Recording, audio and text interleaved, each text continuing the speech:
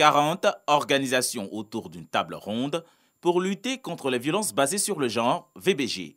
Leur leitmotiv, travailler en synergie pour mettre en œuvre la prévention contre les VBG. Le ministère de la Femme, de la Famille et de l'Enfant entend assurer son leadership pour promouvoir la tolérance zéro aux violences basées sur le genre, y compris les mariages précoces et les mutilations génitales féminines en Côte d'Ivoire.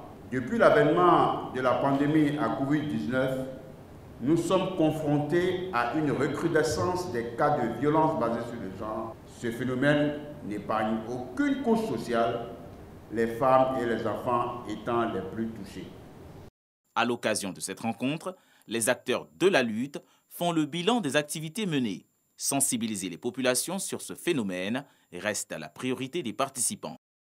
Nous sommes dans un processus et beaucoup de choses ont été faites, mais il faut dire qu'il y a le défi qu'il faut relever. Il ne faut pas faire ce qui a été fait par la police et améliorer les conditions de travail dans la prise en charge des personnes survivantes de VBG. En cette période de pandémie due à la Covid-19, l'on a enregistré en 2020 150 agressions sexuelles et 93 mariages forcés. Un taux qui reste élevé selon le système de gestion de l'information sur les violences basées sur le genre.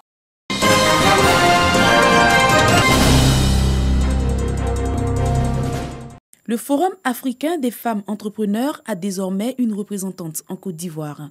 Elle a pour mission de former, encadrer les femmes entrepreneurs, mais surtout les réunir et trouver des financements afin de pérenniser leurs activités. Le Forum vient répondre à une problématique, la formation de la femme entrepreneur. Sur tous les plans, il faut qu'on maîtrise ce qu'on fait.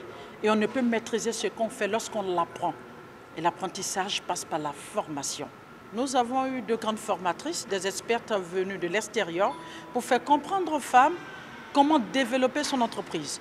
Et on se donne les moyens qu'il faut pour y arriver. Ce forum, né en 2019, a pour ambition de positionner la femme entrepreneur africaine au niveau international. En tant que femme entrepreneur, je me suis rendu compte durant mon parcours que les femmes faisaient face à plusieurs difficultés. Et certaines d'entre elles étaient liées au genre.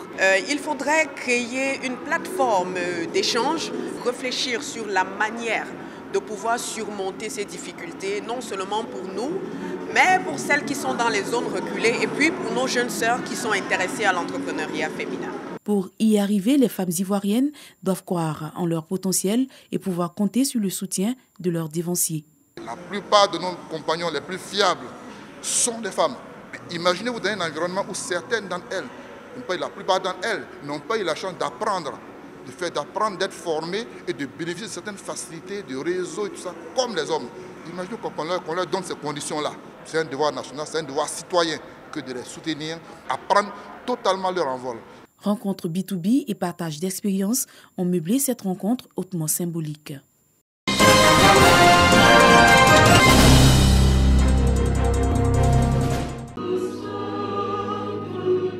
Ils sont 25, âgés de 42 à 30 ans. 7 prêtres et 18 diacres répondent à l'appel du Seigneur. Ces serviteurs de Dieu venus de plusieurs diocèses consacrés au cours d'une cérémonie à la paroisse Saint-André de Yopougon. Le sacerdoce est un don et mystère.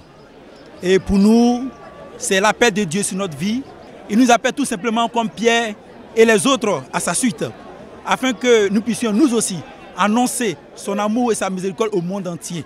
C'est le Seigneur qui choisit et c'est lui qui appelle. Aujourd'hui, nous rendons grâce pour sa confiance envers notre personne. Certes, il y a des gens qui méritent d'être là, mais il nous a choisis et il veut nous confier sa mission. Louanges, prières et homélies pour raviver la foi chrétienne et aux autorités religieuses d'adresser des mots d'encouragement et de félicitations aux 25 serviteurs de Dieu, désormais aptes au devoir d'évangélisation. Inviter d'abord les jeunes à se donner à Jésus-Christ, à le servir et aller en mission. Pourquoi pas quitter son pays pour aller faire connaître Jésus ailleurs où il n'est pas connu. La personnalité du Christ, à la fois Dieu et homme, évidemment pose problème à nous tous. Nous avons tendance à le voir uniquement sous l'aspect d'un homme. Et c'est ce que j'ai voulu rectifier en le présentant comme vrai Dieu Jésus dit, je vous envoie comme des agneaux. Le diocèse de Yopougon compte 245 prêtres.